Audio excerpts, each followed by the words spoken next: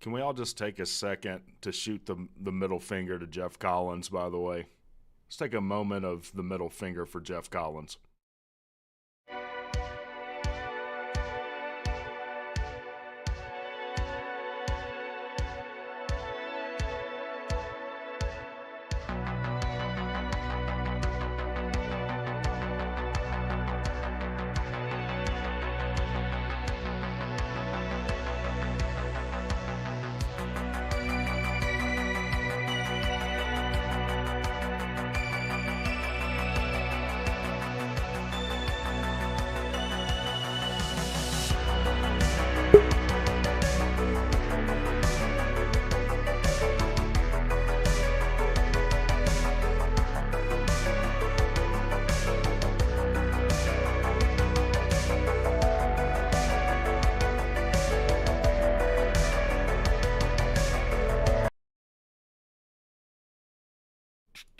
All right.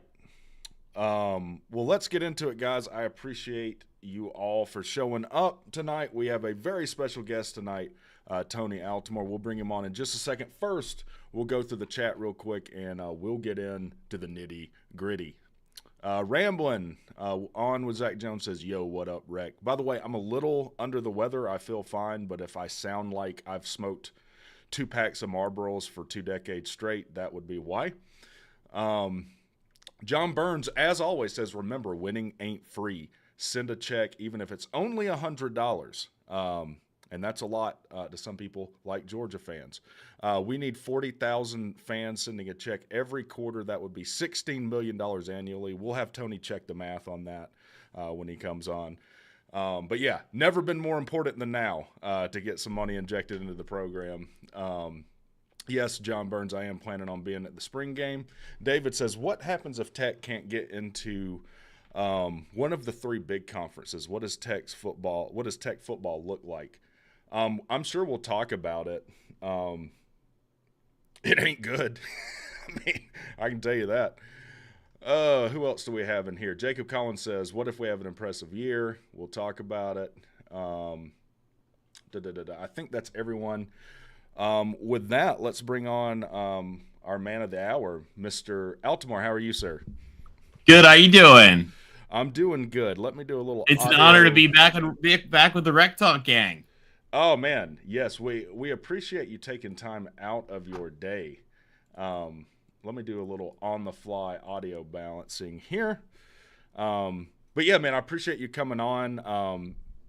I guess you had saw the video I did. By the way, guys, that video is done very well. Conference Realignment just so happens to be very popular, and I really have to thank Tony for that. I'm sure I butchered an interpretation of your No, it was. I watched most of it. It was really good. You did a great job.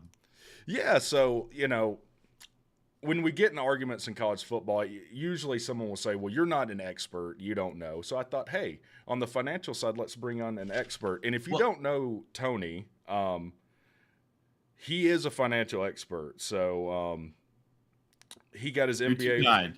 He got his MBA from Wharton School at the University of Penn in strategic management. Got his undergraduate in business administration from USC, and not the one just north of us, the one way west of us. And we like to point out the real USC. That's right. I also like that you put you're a bad golfer. That makes me feel better. I'm so bad. So yeah, man. I guess tell us a little bit about yourself if you'd like, and then I know I sent you some topic stuff. We'll get into it.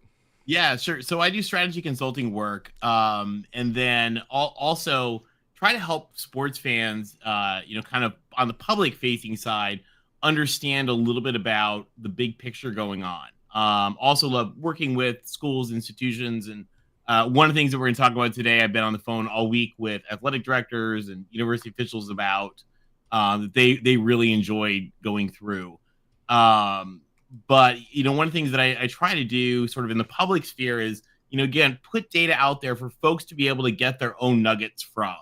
And, I love when people can look at them and like your show, like, everybody has their own little piece that they think is really interesting. Yes. And so, I try to make sure there's enough there that folks can get what they want. And it's always kind of fun, because it'll be, I'll think that the thing is all about like, I don't know, North Carolina State, but it'll actually be like, ECU that'll see it and love it and right. Get something from it. And, I got excited the other day, got nice comments from officials at, one of the Sunbelt schools, just as a little side thing, but it was something that they were really proud of. So that was kind of fun. Man, so what got you into the sports side of it? Are you just a sports fan and you wanted to kind of bring your expertise to it? I come from a sports family. Have worked in the athletic department at USC, helped run a club sport at Penn.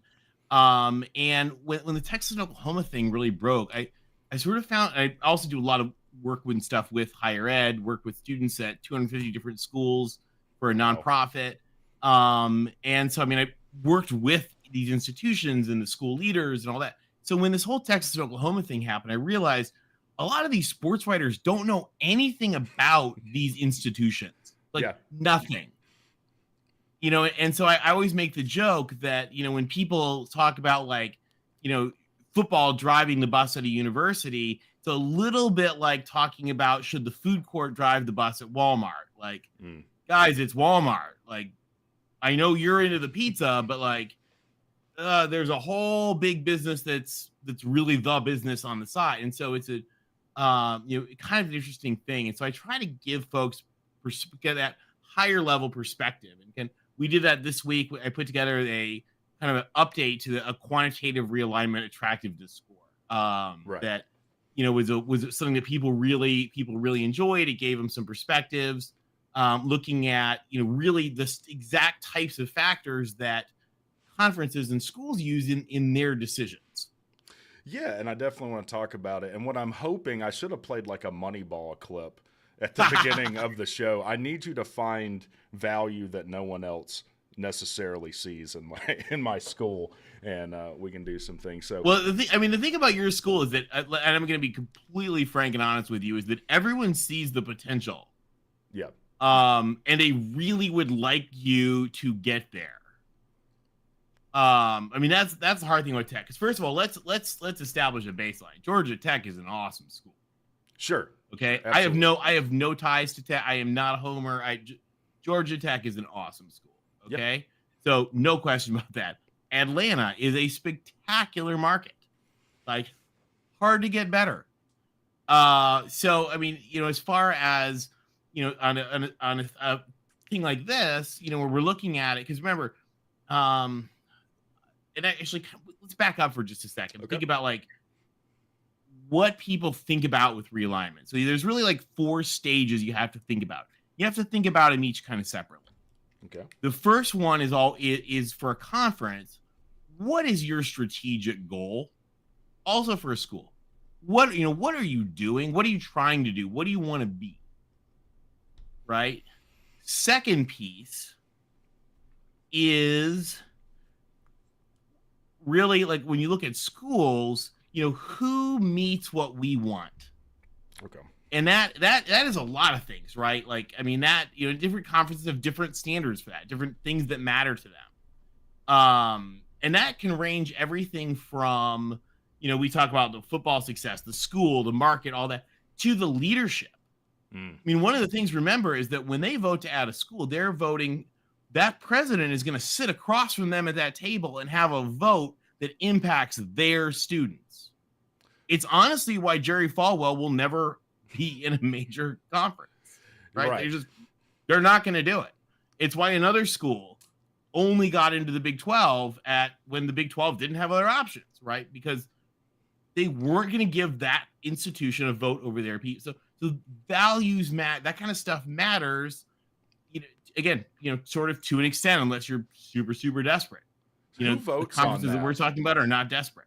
Is that voted on by each president, or are there more people involved? So at the end of the day, the presidents make the vote. Okay. So it would be presidents Cabrera make for the us. Vote. Yeah. And so then the third piece is, financials. And that's where the networks and the media partners and all that come back and say, here's what it would cost. I'll give you a very interesting example is that the Pac-12 in 2021, they did all their analysis and came back and said, we should add TCU in Houston. Gives us a city pairing, gives us Texas, goes into that market and all that. And they came back and they said, well, what are the financials? And they said, well, we'll all just have to pay a little bit more, but we'll all make a little bit less. And the Pac-12 schools were like, no, we're not going to do that. With the Big Ten, you bet your butt the Big Ten wanted Stanford and Cal. The Big Ten leaders wanted Stanford and Cal. Mm-hmm. Fox said, okay, but we're not gonna pay you for them like we just paid you for USC and UCLA. And they said, okay, never mind, we're good. We don't want to lose money to take them. So then there's that financial piece, and then the final stage is deciding like what you want to do. And so if you think about like the Big Ten and the SEC, there are many outstanding institutions that they would love. The question is especially the SEC, kind of happy where they are a little bit. Right. They seem to like they would be okay with this thing just sort of pausing and they can do their own thing. So then your question is, who sort of meets what they would want? Then there's the financials, then there's the do they actually want to do it? And so each of those stages is a little bit different. And I think people kind of generalize and they forget about that. One of the issues for tech, for example, is when you think about, is this a school I would want? The answer is yes. Everybody, like Georgia Tech is awesome. Atlanta is awesome. No question. Then the harder piece becomes when you have to then say, okay, well, if it's, let's pick on somebody, if I have to take Georgia Tech or Clemson, Right. which do I want?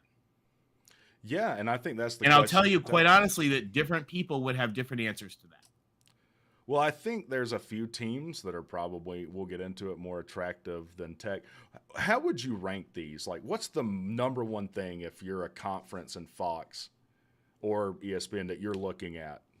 Well, so remember, the conference and Fox are going to have different valuation things, different things that matters. So to the conference, the first question is, are you a worthy institution that we want to be a part of? Mm-hmm. Now, thing about the Big Ten, SEC, ACC is the answer is yes, right? Like, we're not in a, when you're talking about those institutions, there's nobody that's a no. But it is important to remind people that that is the first question, because as you go down the line in other conferences, there are no's. Okay. So it is important to lay that as a baseline. Is there anyone in the ACC that's a no, you think? Values wise, institution wise, leadership wise, probably not. You could ask like BC, for example, doesn't like they don't do any research or whatever. But I mean, like, BC is an awesome Jesuit school. It's like what, top 40 in the country. Like, BC is great. I would, again, the Big Ten presidents can look at it and be like, we'd really rather have sort of a research school. But if you want to be in the Northeast, it's Syracuse and BC, and that's it. So, right. So really, there's nobody in the ACC that I think fails the, like, is this a worthy institution test? Now, you got 4 schools in North Carolina. So if you're going to say, like, do we want 4 in North Carolina? No. So, the hard part for Wake is they're probably 4th out of 4. Now, if Wake was in Boston or Wake was in New York City or, somewhere else, that maybe it's a different equation. Yeah. And again, those are the types of things that, like, become sort of an issue. I mean, Tech, for example, if, the SEC already has Georgia. So, they're probably, and also you got your weird history there, but yeah, we gave them the middle finger a while ago. You did. They're still not over it. But, but I mean, again, if you were in, I don't know, Richmond, if you were the same Georgia Tech and you were, in a different state, you represented a new market, a new opportunity. That's where the TV people come in, because they, does this really add TV value? Adding California, adding Texas, huge TV value for the ACC, enormous. So there's a lot of those factors that kind of go into it, and those kind of vary. Like, I'll give you an example. Let's pick on USF, because I love USF. I'm like go Bulls. I like USF a lot. Yep. If you lost Miami and Florida State, I would think that from the valuation standpoint, having a Florida presence would be really valuable. Yes, and Central Florida's an interesting case. They've really invested a lot. But here's the question. If you already have Miami, like, are you better off with UConn? Are you better off with new, bigger horizons that in bigger markets, or somebody that's in a market that you already have? Yeah, you're probably better off in a new market. Exactly, and that's the issue that starts to come up. I mean, for example, that was always the issue with SMU in the Big 12, right? Like, going back to the 90s, Texas was overweighted. The state of Texas was overweighted in the Big 12, so that just left SMU out in the cold for too long, because they were going to kick somebody out. And of course, SMU was sort of rebuilding from their 80s shenanigans. But they're just, it's like, okay, we don't need we don't need a third small private school in North Texas. Right. It's kind of like the ACC in East Carolina, right? Like, East Carolina is awesome. Sports wise, they're great. They're doing some really cool stuff. App State does some really cool stuff. Does the ACC need a 5th school in North Carolina? No, I'm tired of North Carolina personally.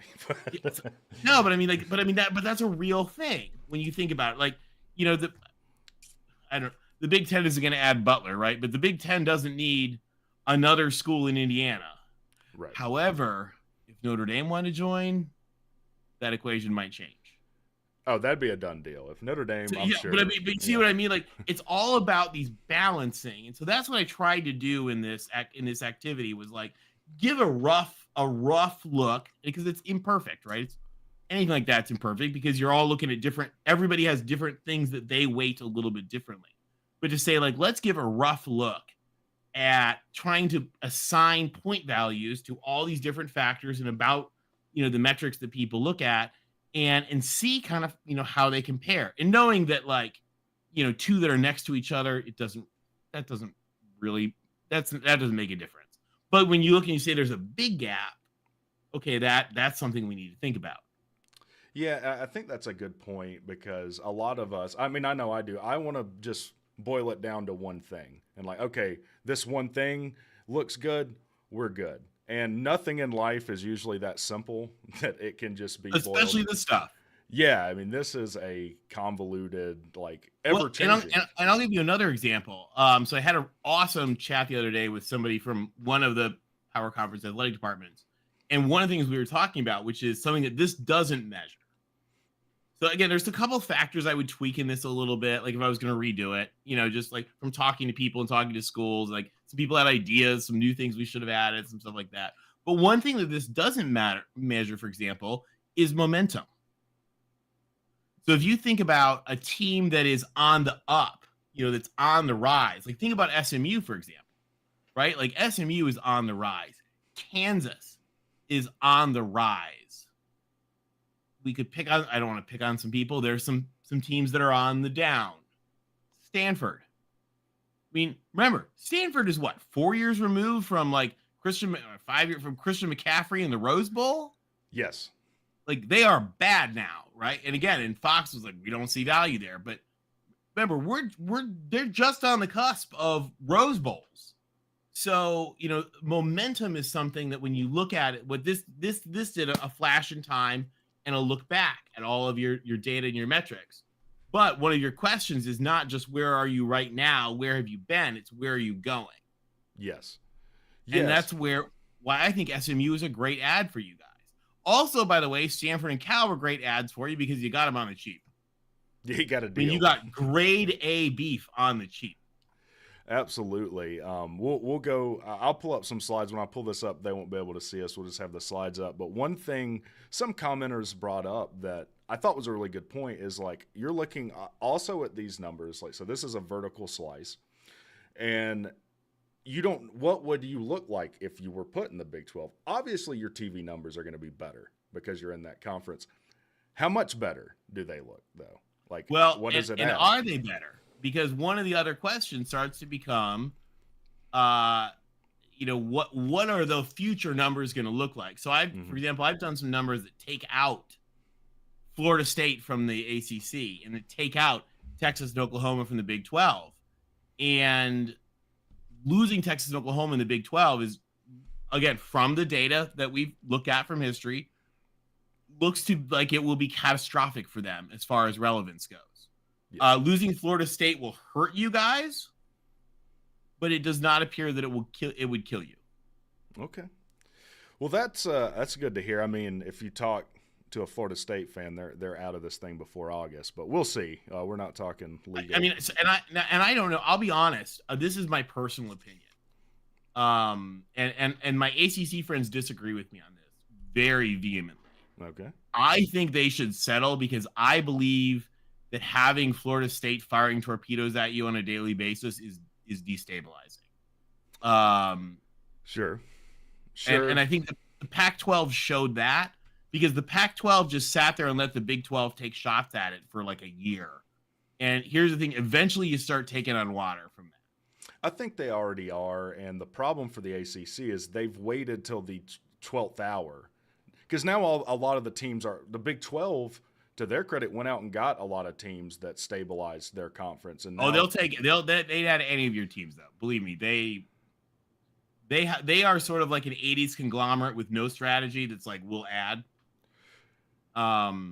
They would love to add a lot of your teams. Now, sure. If they could go back in time in a time machine and maybe take a couple of those back to the store, like for some store credit with some receipts, they would probably do that. I'm half joking here. But I mean, but I'll tell you also though, with the Pac-12 schools, they really strengthened what they had. So Yes. remember that they had, but as of a year, 6 months ago, whatever, they had one AAU member and they had 2 state flagship schools in West Virginia and Kansas. And that was it. Now they have, 6 AAU members, 5 AAU members. They've got, 5 state flagship schools. So it's like they really, really made that a better conference of better institutions, with adding great schools like Colorado and Arizona and Utah and Arizona State. So I mean, they really they padded that, because I mean, one of the things too, WVU is a great school, great program, great history that doesn't get enough credit for how good they are. Especially from the ACC. How bad does it look to give them the snub and take Louisville? So I've been told by WVU people, this is I'm not from President Gee, but I've been told by WVU people, and I don't know if it's true or not. Okay. That they wanted to join the ACC, and the ACC was not yet ready to do its thing. That then they accepted their Big 12 offer, and then the ACC came back and said, okay, do you want to come? And they said, we're already going here. And they said, okay, we'll do that. And that's when Louisville came. So I don't know the backroom details of that. These things are hard. They depend on timing. They depend. I mean, look at Houston, right? Like the Pac-12 wanted to add Houston in 2021. And then, later when the Pac-12 was rethinking about it, okay, well now Houston has joined the Big 12. So, that's out. So a lot of it has to do with like, when do you do what you do? Yeah. Well, and I'm sure that if they would have had the foresight to see where it was now, they probably would do a do-over on the West Virginia, speeding that up. All right. Exactly. And anyways. Go ahead. Sorry, go ahead. I was gonna say, yeah, it's I mean, and again, it's all very imperfect because you're doing the things that are right at the time. Yeah. Right. Yeah. Like nobody would question the Big 12 was brilliant. Bob Bowlesby did a great job when they were bleeding to patch them up with those new teams. Although now you look at that and you say, wow, it's too bad you can't get rid of a couple of them. Now, are they locked? How long is the Big 12 contracts for these added teams? Do you know? 99 years. Oh, okay. So 99. Now, Texas got out really cheap thanks to some help from ESPN. So there are things you can do there, but yeah, they have a crazy 99-year deal. Well, maybe one day that will be challenged. All I know is that you were saying maybe they should cut a deal with Florida State. My thing is, I think the ACC looks at that as the death of their conference. But to your point, you're just kicking the can down the road. Let's say everything goes the ACC's way. Well, it's just some later date when everything implodes and everyone looks at your conference like the and they're taking pot shots at you daily. Yes. Yes. And I find that destabilizing. Yeah, and you even have North Carolina, their AD, and then their leadership kind of giving mixed messages. Like, this is a weird time. That's all. Yeah, but I mean, but the other thing too is, again, if you make a deal with them to get them out, you don't necessarily have to like grant all of the, like, not everybody gets to have that deal. You can get rid of them and keep everybody else locked in. I mean, again, I'm not stick it to Clemson.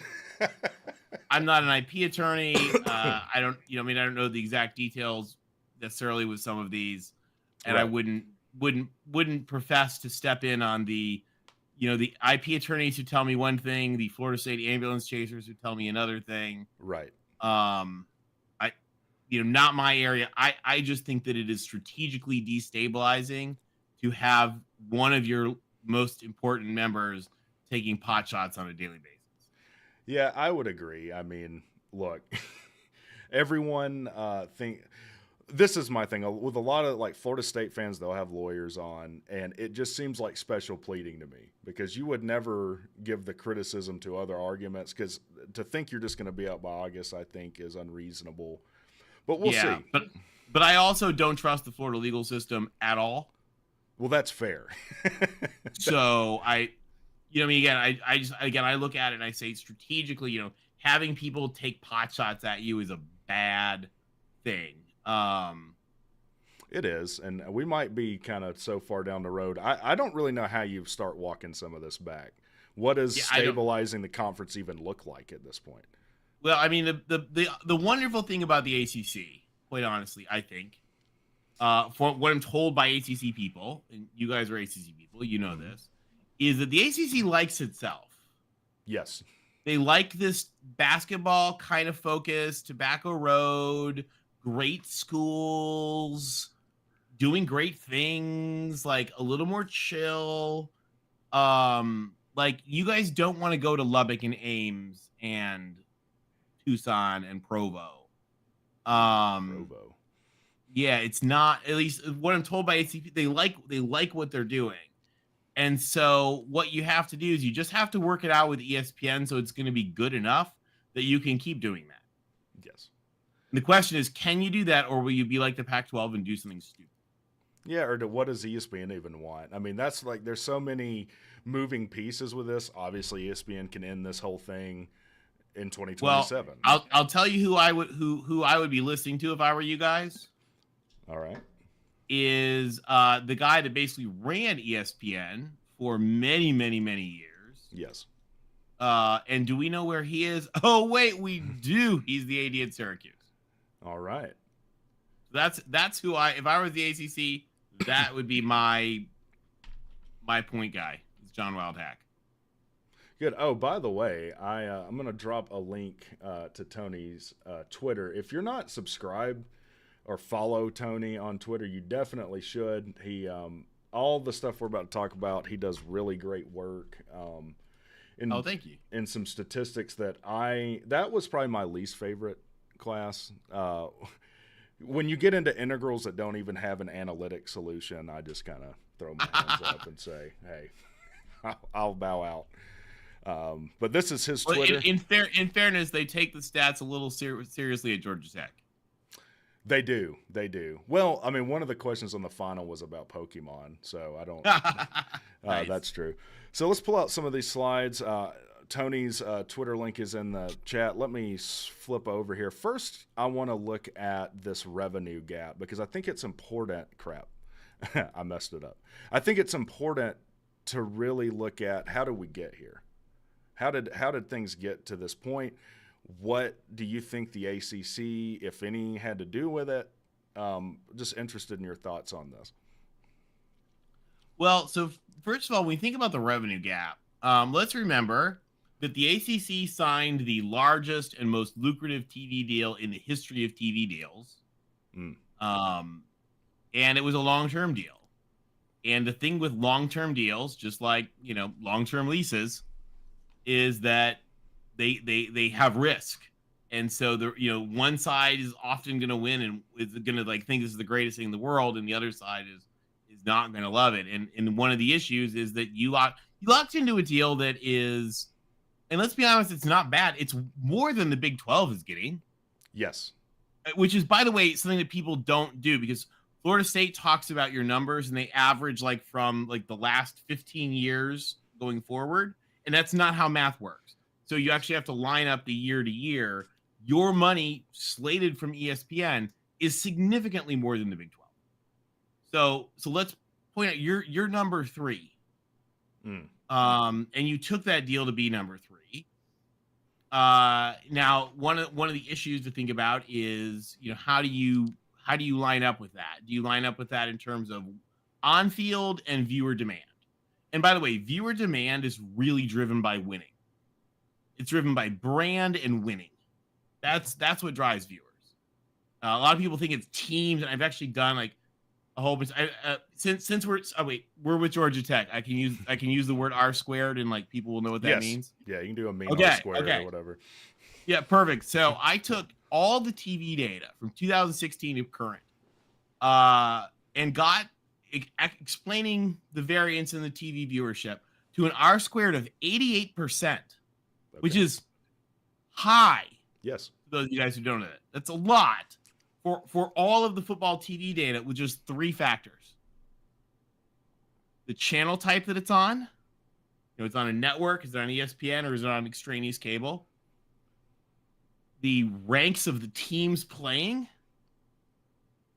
and the historical success of those teams playing. That's it. There's 88% of your viewership number predicted. Wow. And so on this chart, it runs 0 to 180 million. On this left axis, that's what? Total TV money? Wait, hold on. Sorry. Let me look at which one. I can't see the one we're looking at. The black one? The black one is the red. I'm sorry. I was thinking about the wrong thing. So the black one is, we're looking here at, and this is actually outdated. These numbers are bigger now. This is actually like 2 years old. So the delta is larger now. Yeah, the delta is larger. The SEC and the Big Ten are making more. Okay. What's happening here is that it keeps growing because the TV money keeps growing, the sponsorship money keeps growing, the in-stadium money keeps growing, right? Like there's 100,000 people in Athens, and how many people are at your game? We're probably struggling to get 40, somewhere around 41, 43. Okay, so take 50,000 people and multiply that by $100 a seat plus, I don't know, $50 worth of concessions and merchandising profit and $15 a car and parking, and all of a sudden there's millions of dollars of gap, right? Just from empty seats. I actually have that slide. You have biggest changes in football fans. Now, this isn't necessarily who's in the stadium, but Tech is taking this is the stadium. This is attendance. Okay, this is attendance. So we're down almost 10,000 from 2016 to 2023, I think, right? Yeah. What this did is it took a couple of years. It took like 3 years before COVID and the 2 years since, and looked at them like an old period and a new period. Yeah, you're down 10,000. That's a lot. That's a lot of people. That's a lot of money. Well, Tech picked and obviously, like, you're not picking this. You want to win, but the Jeff Collins era came at the absolute worst time for Georgia Tech. Yeah. And we're starting to recover from that. If we're just talking about football, I think key and the commitment to football. We now have the biggest budgets, I'm sure, even if adjusted for inflation, by a large margin now. In fact, I think there's another slide where, I don't know if I pulled it, but our margin year over year and increase in athletic budget is among the best in the ACC. Yeah, you guys were really big up in spending, and that's the thing is, again, if you wanting to win is good. If we look at like the realignment moves of the past couple of years, right? We think about Oregon. I mean, Oregon's hot. Would Oregon have been on the Big Ten's list over, I don't know, anybody in the Pac-12 if it was not for football? No. Look at, Central Florida riding high. Yes. And found their way into the Big 12 over some much sort of more well-established institutions and teams. So, like, winning at a good time is helpful. Losing at a bad time, Stanford and Cal are the great examples of this, can just kill you. It's detrimental. But I do think that that's good news. If you're a Tech or if you're a team, and I guess we'll pick on some people, like Wake is down this year. They've been up lately. Boston College has been down. But what I'm hearing from you is that winning can cure a lot of things. And I didn't necessarily hold that opinion. In fact, winning cures a lot of things. Yeah, I thought that you could string a few good years together and you might not be able to overcome some of the other things like administration and how they view sports. Well, but there's your issue, right? Like, how much winning do you have to overcome to get let's pick on President Price from Duke, because he was Provost Price when I was in grad school at Penn. Is Provost Price going to let whichever Falwell is running Liberty right now vote on Duke students? No. like honestly never. And that's not a rip, because I actually have like good friends who went to Liberty. I had a lot military friends who use their online programs and really got a lot out of them. So I'm not. That's not a rip on on like the fans. That just means like your leaders are not going to be trusted by other people. A fascinating example of that is Baylor. So Baylor was under Ken Starr. Baylor was like a pariah of the world, and then they went and got Linda Livingstone from George Washington. She's a former basketball player from Oklahoma State, and she is just awesome. They elected her chairwoman of the NCAA. Like that's how awesome she is. And so, you know, you think about a leader, she's chair of the Big 12 right now.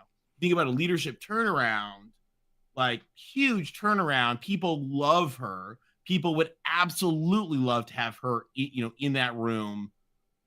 And that is a very different situation than, you know, what 8 years ago before she came. And so like leadership matters.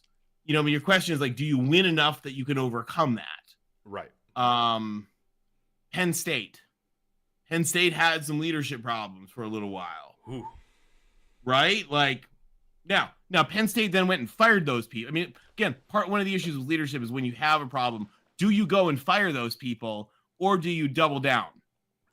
Right. And some schools have doubled down on that. So that's one of the questions.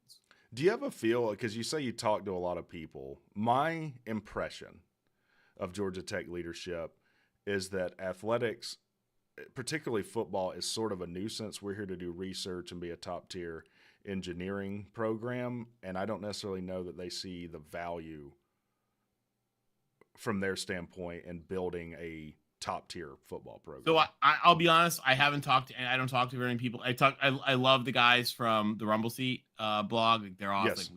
Yes. But like I don't talk to your administrators, so I don't know what's going on at your school, but I do know that like there are a lot of people in various conferences that wish you could be like the Georgia Tech of their minds.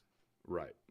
You know, with Bobby Dodd Stadium rocking out and, you know, you guys winning all kinds of games and, you know, not having the unfortunate period that you had, because like, I mean, they look at it and they're like, oh, amazing AAU engineering school in Atlanta, you know, I mean, host of the Olympics. Yes. You know, all of these things are a dream.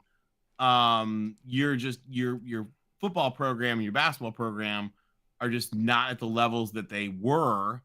And I think that a lot of people really wish that you could like find that magic key and find it really quickly and, you know, fire up the Ramblin' Wreck, and they would love that. Yeah, I'm glad you brought up basketball too. I forgot to mention we're in one of the worst periods in basketball history. But I remember when you guys were so good, like with Bobby Crimmins and the Thriller Dome. Yeah. So again, that's and so therein lies, you know, the hard thing about this, right? Because again, if the question is Georgia Tech worthy? And a lot of schools struggle to get to that. Like, are they worthy? And the answers from some of these conferences would be no. But like, is Georgia Tech worthy? Yes. Yeah. Of course. Like, absolutely. Then the question becomes, does Georgia Tech add more value than Florida State, Miami, Virginia? I don't know. They're so bad. North Carolina. Yeah, North Carolina. You know, Virginia Tech is a team I would say that's on the ascent right now. Yeah, I mean, Virginia Tech has great fan. People watch Virginia Tech. Like, I'm a big believer in Virginia Tech. So yeah, I mean, the question is like, you know, but then you sort of the question is, okay, well, there's 10 yeses. You know, what's the point? And I'll tell you, there's a really interesting chart I did. I don't think you have it with there right now, but I compared UVA and North Carolina to Stanford and Cal. And I compared them football and sports wise and viewership wise, because here's the thing is that we got kind of word from the networks on what Stanford and Cal were worth and what they weren't. Oh, wow. I guess they did not think they were worth what Stanford and Cal thought they were worth. Well, they're not in the Big Ten. Yeah. Yeah, well, that's true. That tells you. And you guys got them on the cheap. But here's the thing. If you look at on-field numbers, viewership numbers, institutional numbers, brand numbers, Virginia, North Carolina are the East Coast versions of Stanford and Cal. Wow. Okay, well, let's pull up the TV numbers. I've got them here. Let's see. You've got them on all networks, I believe. Yeah, TV viewers by channel type, and I think you've summed them, and then you have bars. Yep. If I'm looking here, let's see. Where is Georgia Tech? Georgia Tech's at the bottom of the middle of the pack, it looks like. And it's surprising from what you're saying, Virginia – near the bottom, it's Virginia, Duke, Wake Forest, Boston College, and SMU. They're bad. SMU kind of being an outlier too of how bad. Well, and remember too. Let's give SMU a caveat, right? In that a lot of their games were on like CBS Sports Network, or I don't even know what they were. You know, they're playing. Yes. They're not playing Florida State. They're playing Tulane and Memphis and East Carolina on on a Thursday night on ESPN the Ojo. Right. So again, people like we said, people watch CBS, people watch NBC, people watch, like we said, with that getting that R squared 88%. Look who's on the top. Teams that on big channels who win and have big historic brands. And so it's the math. It's really scary. But remember, think about it. It's a TV programming product, right? And that's the big thing. Like we forget, we get in our fan mode, and we're like, "But I have fan heart. I matter." And it's like, okay, well, there's 600 like ants who can't find a remote and are just gonna watch what's on CBS, whether it's Blue Bloods or Alabama. Yes. There's two teams I wanted to ask you about on here. Miami, I think, is an interesting case, and Louisville is an interesting case. When you look at their viewership numbers, they have a lot. They're right behind Notre Dame, Clemson, Florida State. But I don't really hear Louisville talked about.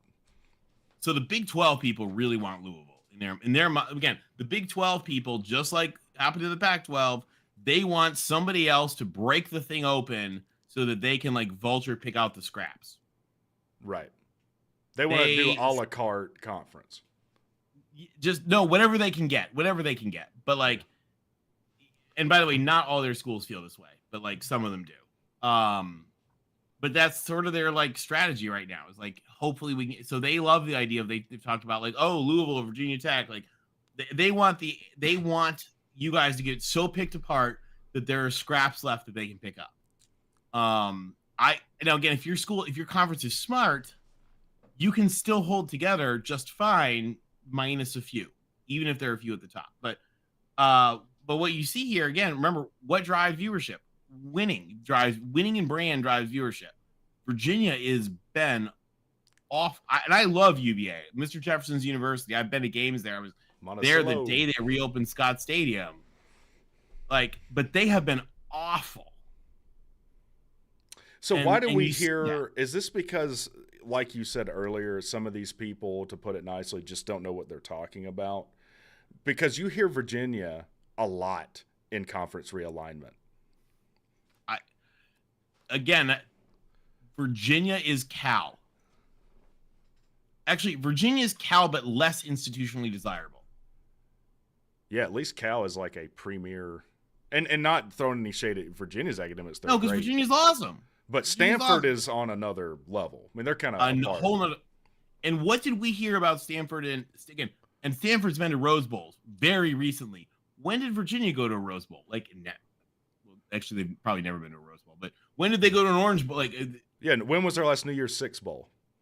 Yeah, exactly. I can at least tell you that for Tech, it was 2015. Yeah, so there's your. I mean, and again, now, does that mean that? Somebody who's looking at carriage fees and blah blah blah, and because remember too, the SEC, and let's give the SEC some credit. So one of my Alabama friends says, I love this. He says, he says, I was talking about something great about the University of Alabama and their system. And he goes, shh. And I said, what? He said, don't let our dumb fans know how smart our kids really are. Okay. Because the SEC has great schools. They have state flagship schools. They have AAU. Every school that the SEC has ever added since its founding has been a state flagship school and or an AAU member. All of them. Yeah, there's a guy that's been on the show before, and it'd be interesting to see what you think of this. His argument was basically like a team like Georgia. Georgia was not a preeminent academic school, let's say 20 years ago. It's difficult to get into Georgia these days, though. And he was SEC saying schools are good. They've really used their athletic marketing to bring better students into their school. Yeah. All the SEC schools are doing that. Okay. Alabama's first and foremost. And I give them credit because again, and the other thing, by the way, guys, for those of you guys who don't know, like the state flagship schools are really important in that state. That's where the doctors all go, the lawyers all go, the state legislators all go, the governors are from there. It really, really matters in that state. And so what the SEC has really done is to be like, we like big state flagship schools. So like, you think about it, like Carolina, Virginia, very much fit that SEC mindset. And so, if ESPNs were to say, you know what, we'd pay for Virginia. Does Virginia meet the SEC standards? I would hope so. It's Mr. Jefferson's university. So that's where you get into those questions of, might ESPN say like, oh, hey, for whatever various internal metrics, carriage fees, licensing rights, whatever reasons, we will pay for Stanford, we will pay for Virginia, but not Cal, whatever. I mean, they are paying for Cal. Right. And they're taking a reduced share, I believe, right? But no, they're getting a reduced share, but you're getting full. That's the catch. Like, right. They're getting less, but the conference is getting full. So like they are paying for Cal. So and I mean, there's somebody angrily typing in the comments with, details, I'm sure, but yeah, I will for 1 second address that. Because I think I'm going to come on another video. Like people might take it as like, I just get upset when anytime someone dissents. I get upset when you dissent with stupidity.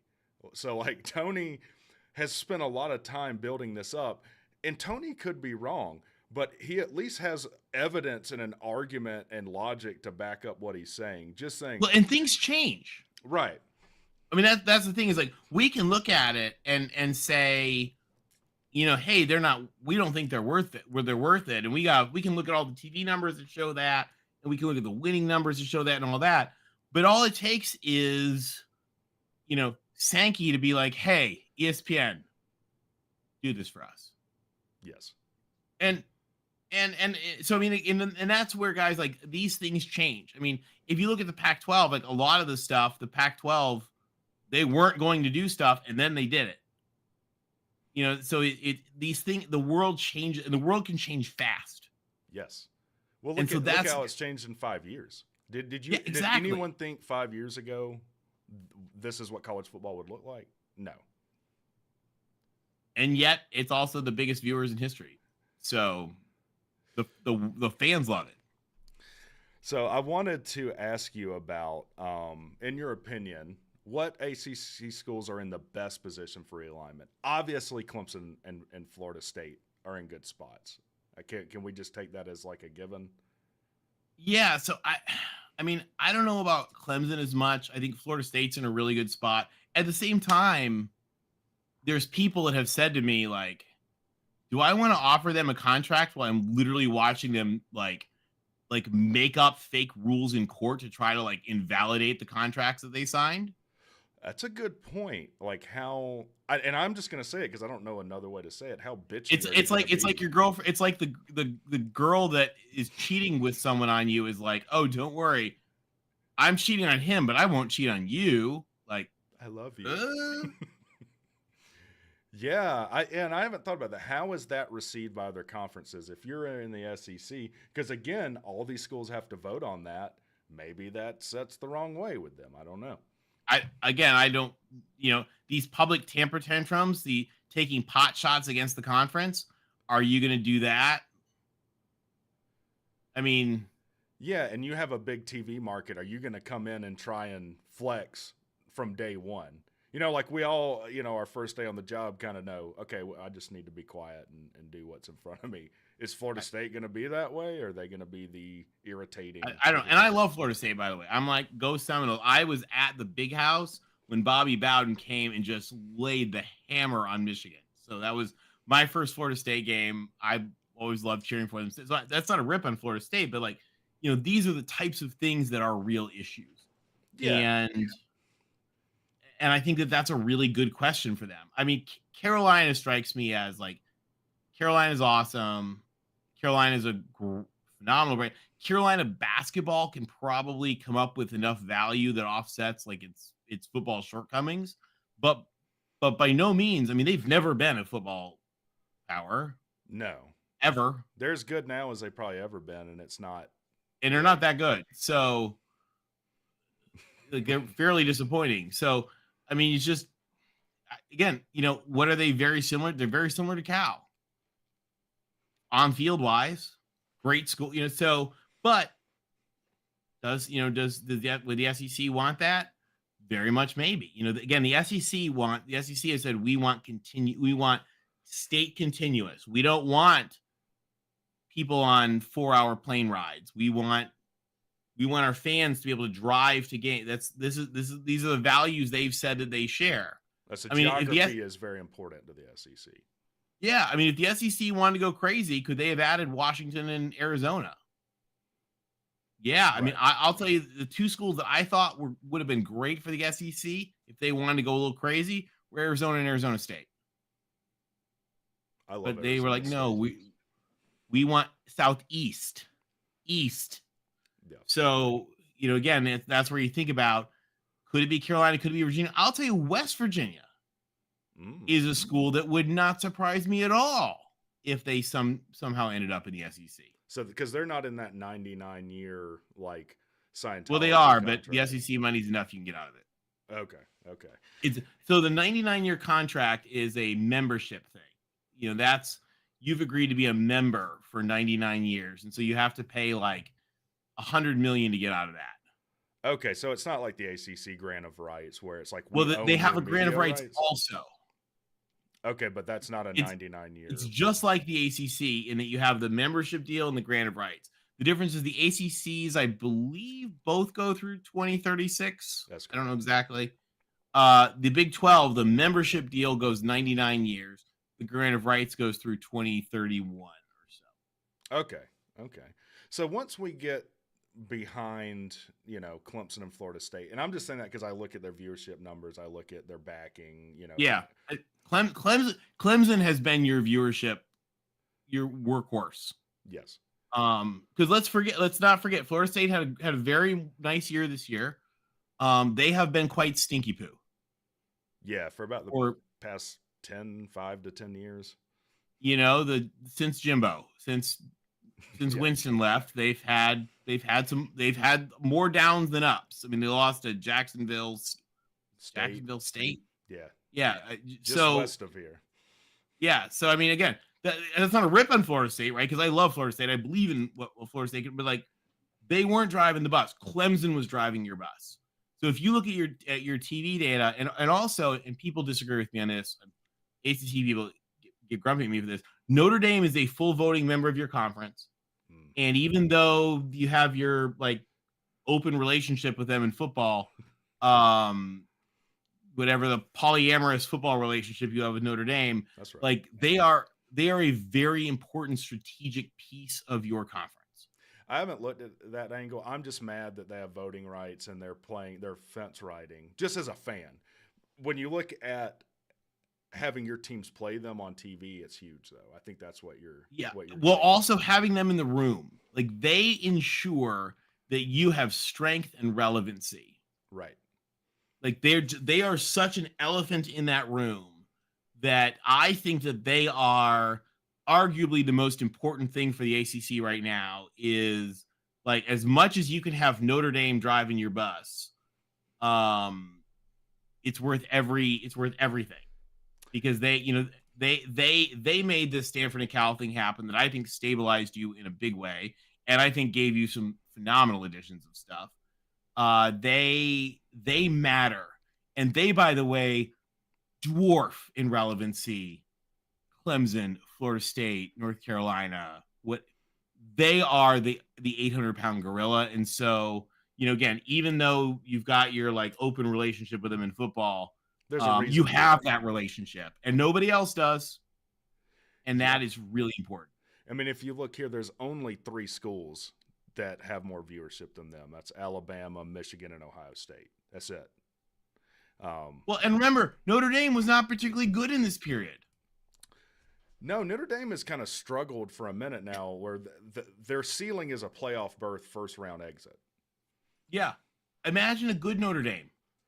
Yeah, if they're winning titles, if they win 3 titles in 6 years or something, like they'd probably be number 1, to your point. So I mean, again, it is a huge thing. They are the 800-pound gorilla that I think is strategically really beneficial to the ACC, and the ACC should be very happy that they're in the place that they're in, like doing what they're doing, helping guide you guys, and also, by the way, hoping that Stanford and Cal can rebuild themselves into a little bit of relevancy, hoping that SMU can pay whatever kind of gold Trans Ams they want to give to anybody, like oil money, build that up. And because again, there's so much good going on in the ACC. But I think that they do need to stabilize a little bit. And I think having those teams take pot shots at you is a bad thing, but the legal people seem to think you're going to win big. Yeah, I don't trust the Florida legal system, but if they're right, that's great for you. I think they're afraid there's an avalanche. If Florida State leaves, then that opens up the floodgates. And you were saying, well, you don't have to offer everyone the same deal. That might expose you to further legal issues too. I don't know because I'm not a lawyer, but I think that's the fear from the ACC. So I guess what I'm getting at is if we were taking a draft, like if you're the Big Ten and I'm the SEC, and we're just going to draft teams out of the ACC, I think one of us would take Florida State, one of us would take Clemson. You're up. Who would you take? I would probably take Florida State. Well, Florida State's off the board. So we got Florida State. Clemson, we've already taken them. Okay, so who's the next one? So I would probably. So here's a debate. So Notre Dame, and we're assuming Notre Dame is doing its Notre Dameness. Notre Dame's going to be independent until they have a reason not to, I think. Yeah. Right. So this is where I'm torn, right? Because I would probably go with Miami. Wow. I see why. People watch Miami even when they're bad. So why is there an AAU school? It's easy to fly into. Mm-hmm. Because that, by the way, here's the other thing. By the way, people don't talk about this. Like that really matters. Like your national exposure. Well, if I have to send my soccer team there, I don't want to send my soccer team to have to fly into Wichita and drive 2.5 hours to get to Kansas State. Okay. If I fly into the Miami airport, I can put them on a commercial flight because everybody flies to Miami and they're 15 minutes from campus. There is value to that. Also, my alumni, I'm going to have a party every year at the Fountain Blue. Every time I play them, it's going to be a big fundraising thing. Like there's just a lot of good about Miami. It would just be good if Mario could not, do a Mario. Although, wait, didn't you guys win that game? Were you guys the ones? Yeah, they failed to take a knee. Yeah. Yes. Yeah. That kind of thing can't happen. No. But I think if I had to pick one, I would take Miami. AAU school, great school, high ceiling, good Olympic sports. Okay. It'd be a tough toss up between Miami and Carolina, but I might lean towards Miami. Miami makes sense. I was going to ask one big criticism, a lot of like just in the fandom, is that Miami really seems to have trouble with attendance at their games. Have you met UCLA? Right. Well, I'm just saying, I'm talking about Miami. If Miami has this huge exposure, then why are they struggling to get people to come? Have you seen the tarps covering the Rose Bowl? Yeah, I don't know what's going on with their attendance. They have attendance problems. So does UCLA. So does Stanford. Right. But they're not talked about in this same circle. No, they're not. Well, UCLA got to the Big Ten in a full share. That is true. So I guess I can't say that. See, UCLA is a flagship member of the Big Ten now. So, yeah, I don't know what's going on with their attendance. But I mean, I guess the other thing I would also caution is when I think about the ACC. I mean, again, if I think about like, who would I not take? You know, quite honest. Again, you don't have bad schools. You don't have bad teams. You don't have bad athletic departments. They're all really good. They're all really good schools. They're really good. I mean, Louisville's doing great stuff. Yes. And by the way, Louisville has a little different mission as a school than you guys in your engineering. You know, you're trying to put like, you know, satellites on Mars, and that's Louisville is not doing that. Per your slide, their academics are pretty awful. Well, they're not though. They have a different mission. They're doing different things than you. And they're doing them pretty well. It's a different type of student. It's a different type of school. It's a different goal. It's a different mission. It's like West Virginia. West Virginia's mission is to educate the people of Appalachia. Right.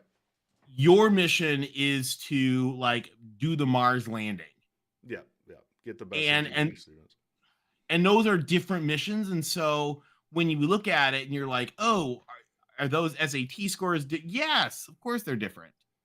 Right. They're doing agriculture to rebuild Appalachia. Like super important. They do really good work at it. I mean, West Virginia has more Rhodes Scholars than like just about anybody outside the Ivy League. That's surprising. I would have missed a trivia question on that. It's a lot. They have like 30 Rhodes Scholars, some wild number like that. So you know, again, there aren't bad schools, which is why, like, if you think about it, if you guys lost a couple, right, like you don't have to do what the Pac-12 did. You'd be just fine with 12 members.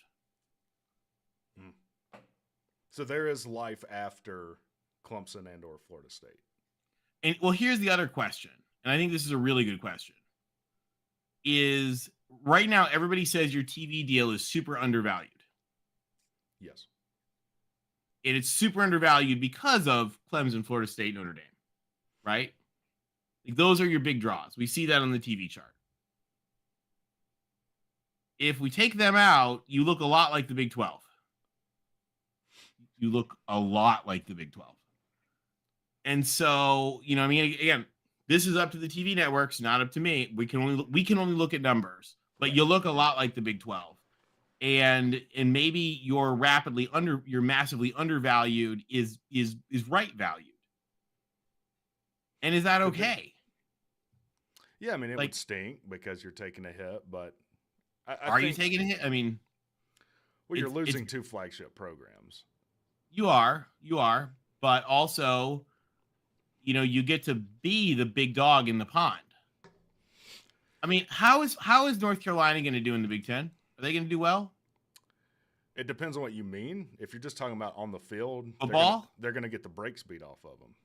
Yeah, is that fun? Is that good? No. Do you want to be the next Indiana football? Yeah, or Rutgers, I think, struggles in there, and or is it fun to go to the Orange Bowl? These are good points. These are very good. I mean, points. It just and because here's the other thing is, let's be honest, Georgia Tech has a lot of money. So like it is research. As a school is $20 million going to make or break Georgia Tech? Georgia Tech can find $20 million if they need to find $20 million. I think we disagree there. as far as their athletics are concerned. I think if they Okay, couldn't muster ability it up to now, and want to are different things. okay, true. Maybe Because they don't want UCLA, for example, well, look at UCLA. Let's pick. Yeah, they don't want to. There's the problem. Let's pick on UCLA because they don't want to. UCLA has the largest budget of any college in this country. Yeah, And not only do they not allow their go ahead. 11 billion. Yeah, it's like largest budget an of any order school in of the country, magnitude 11 billion. Like it's way up. Huge. Like the and second yet is like they refuse. Like 9. Yeah, exactly. They refuse to subsidize their athletic department. And not only do they refuse to subsidize their athletic department, but they won't let their athletic department cut any money, cut any sports. And they loan shark the difference to their athletic department from themselves. So not only do they not inject to their athletic department, they take away. Is that what you're saying? They charge them interest for the money they wouldn't let them cut, that they loaned them because they wouldn't let them cut the. Yeah, it's backwards. It's a mindset it's up to their chancellor. Cal, for example, faced a shortfall, and Cal said, "We choose to win Olympic sports. We choose to win Olympic medals. We will subsidize the athletic department." Michael Crow from Arizona State just came out with a blister, like an unsolicited email to John Wilner, pointing out that their athletic department does not lose money. They choose to spend money. In Arizona State, I don't know if you know this right now, they're like winning. I think they're probably going to win the NCAA swimming championship. They're going to win God only knows how many Olympic medals in Paris this summer. So like, and that's Michael Crow. It's what their president said. He's like, no. He's like, you guys, you look at this like, are we making money or losing money? We're choosing to spend money on our Olympic sports. That was a note you had in that slide that I thought was very important, that you can't look at an athletic department like a business where it is, we have to make this much margin on, everything we do. They don't exist that way. That's not what they're trying to do. Right.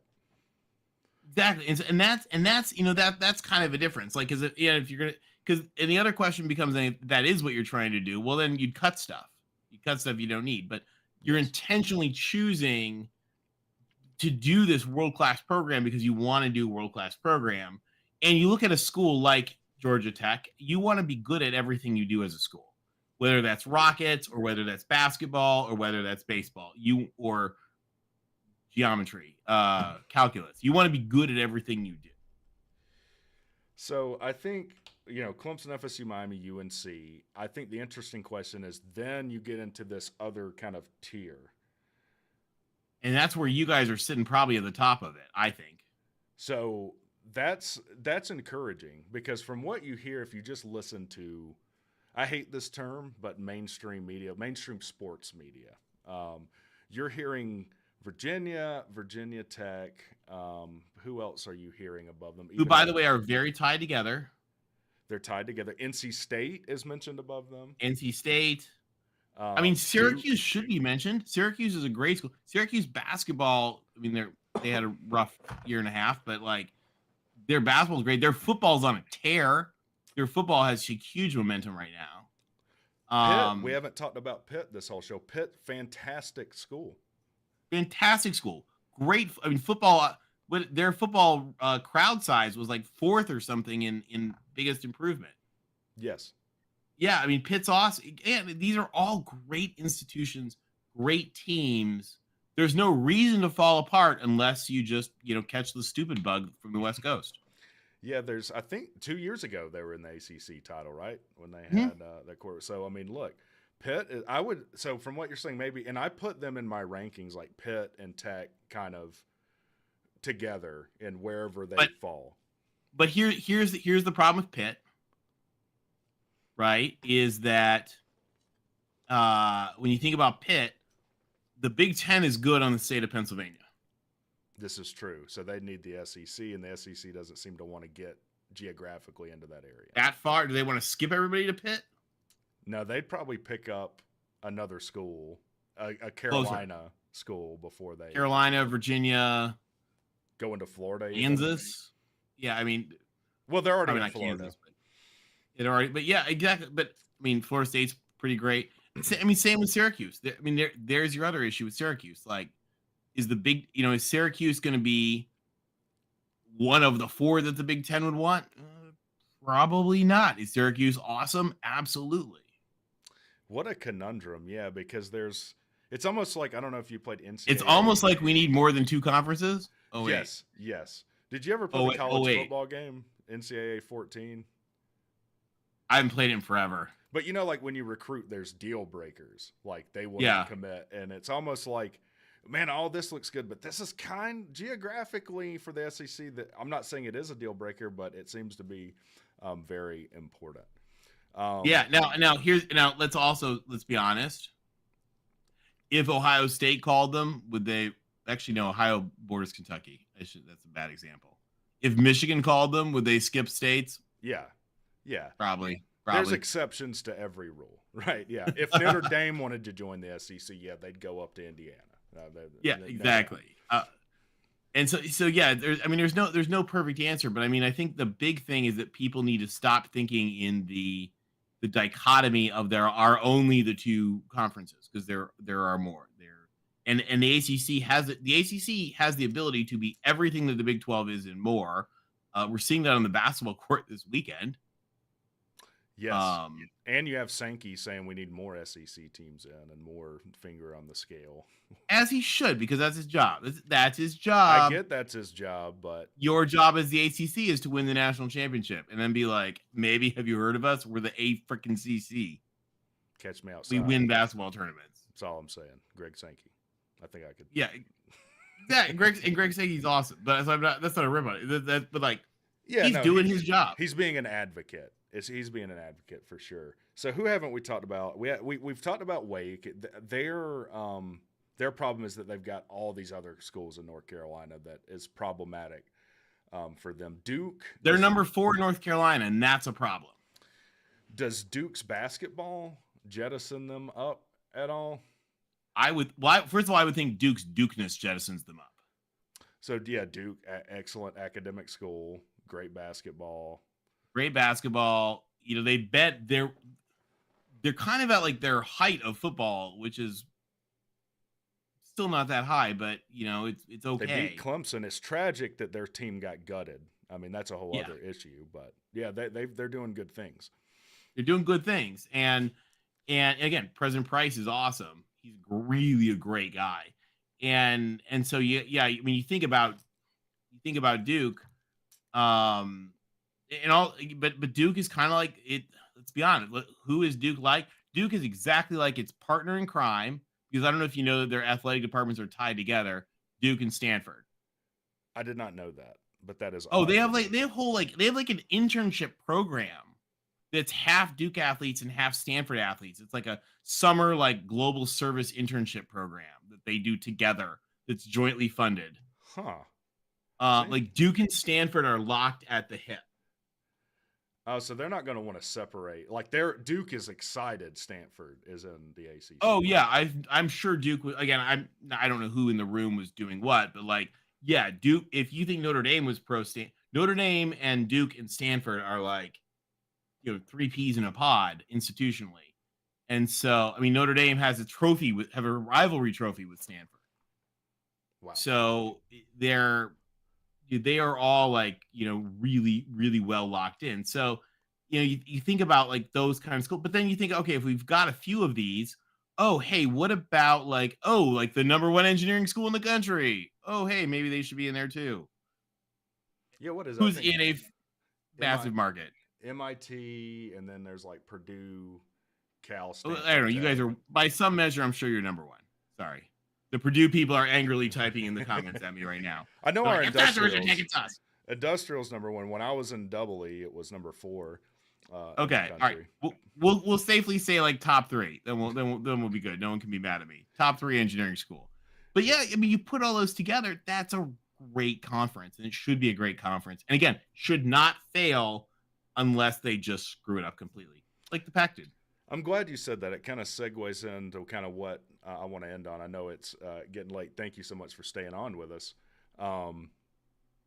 I've said in that video, it seems like there's an arms race going on between the Big and the SEC, and it smells to me very much like the Carnegies and all these railroad barons, where they're just going to control everything. That's the downside in the ACC, is you just don't have the power and the say-so that these two conferences do. So is there any exposure in this for like ESPN or Fox? Is there, like, in my show notes I put bubble? That's not the right word, but you kind of see what No, I'm bubble's probably a good word, because I mean, here's a question, right? Like, are they going to continue like this rapid rise in media rights? Right. That's fueled on kind of an old cable model that's already crumbling. Now I will tell you what the Big Ten did, I think, is really smart. The Big Ten's model is based on networks more than it's based on cable subscribers. Okay. So it's because the Big Ten is structured, with its CBS, NBC, and Fox components. The SEC is all in on ESPN and ABC. Yeah. So this is another thing with technology changing. I haven't heard anyone talk about this, but you just made me think of this. Why anyone would have cable, I don't understand, when you can have these streaming services. How does that affect this? How close are we to saturating this college football market? Well, and can we point out, by the way, that the Pac-12 leadership were like, Michael Crow wanted to be all in. Michael Crow is the Arizona State president. He is a genius of a university president, but their football team just has not gotten it together. Yeah. So he takes a lot of flack, but dude is a genius. And he was all about Apple. He was like, this is where we're going. Yep. So, that's all really good debate. And there, there's not a good answer, but you think about a bubble, one of the questions for the ACC might be if they think there's a bubble. And I'm not a TV futurist. I defer to the people who are. If they think there is a bubble, do you just kind of have to survive until it pops for some of these people in 2030? Ooh, do you have to wait for 2008? And I don't think it would be that bad, but so here's the thing, 2030. Now this ACC deal, again, Florida State talks about, well, they can pick it up or not next year. There's some interesting things there. Your deal technically goes till 2036. Everybody else's Big Ten, Big 12, and SEC all expire like 2029, 2030, 2031. So if there is a reset, there are changes, the value comes out of there. There's plenty of industries who have seen what happened. Look at the music industry. What happens when the riches funding you go away. Right. Hidden, we're not talking about academics. If you can't keep up, best not to be part of the conversation at all. Here's the other thing, by the way, is when you think about it, big picture, this is one of those factors that we put in that piece. Mm-hmm. Can your school, how resourced overall is your school to be able to absorb this? Because, like, for example, do you know about the demographic cliff that's about to hit? I don't. Educate me, please. So this is a huge thing. So in 2008, when the recession hit, a lot of people, a good chunk of you know how population data is like huge macro, like, and steady, just the way population data goes. Well, a lot of people in 2008 recession didn't have babies or put off having kids. So there's a whole lot of kids that weren't born in 2008, 2009, 2010. They couldn't afford it. People couldn't afford it. Yeah, they were like, oh, my job, whatever. I don't want to take the time off. Just, like, again, not a zillion, but enough that it's a good chunk of the population. So those kids who weren't born in 2008, 2009, 2010 are therefore not going to be starting college in 2026, 2027, 2028. So there's a big dip in the population of, what are they today, 16-year-olds. Right. Who are not going to college in 2 years. So you're going to have a dip in admittance, a dip in college football fans, people that are watching college football. But a dip in money for the school. Right. So now Georgia Tech, what's your admissions rate? 15%? I don't know what it is. It's like 17 maybe. It's low. Okay, yeah, it's low. whatever. Georgia Tech will be fine. Yeah, they can Georgia, pick who they need. people will want to go to Georgia Tech, but a lot of these other schools face, schools that fight for kids, because there's a lot of schools around here, quite honestly, that have 90% admissions rate, and they have a 15% yield rate. Georgia State. There's a Georgia State guy that gives me a lot of flack. I just had to say. Is there? Okay. I'm not picking on anybody. You can look at their numbers. I've actually put out charts of this that show like admissions rate and dependence on tuition. So let's pick on UAB. UAB is a giant medical center. 5% of UAB's budget comes from tuition. UAB will be fine. Georgia Tech will be fine. Other people will not be fine. And a lot of schools are going to close. They're going to have to merge. And so when you think about this is going to be hitting, as well as all these increases in sports costs. There's going to be real changes, and the business model is going to be affected. Yeah, and you would like to think that there are smart people that are considering this, and I'm sure that they are. But look what happened in the tech industry when the pandemic hit. They see this line and they make bad decisions. Or they say cut it. I don't care, cut it. Right. Yeah. Then once things start running the other way, all right, we got cut everything and to the bone. But well, that's awesome, man. I don't think anyone's. I don't know if you've talked about that on the show. I haven't heard anyone talking about like how sustainable is this in our college football market today. So thank you so much for coming on, man. Thanks for having me. It's great to be here. Yeah, love the Ramblin' Wreck. Well, thanks, man. What do you have coming up? What do you need to promote that people need to know about? So I do some stuff, help with the Voice College Football channel, help my friend LBC Trojan channel, and love engaging with folks on Twitter, love to chat with people. So yeah, just if you guys need anything, shoot me a note. And again, schools out there, love talking to schools, getting your input and your thoughts. Any school leaders watching. So you hear that, Georgia Tech? Reach out to Tony. Okay, I know I might not be number one in line. Maybe I'm the Wakes of the world. This is okay with me. All right, man, guys. Thank you so much for coming out, and thank you, Tony. Thank you. We'll see you soon.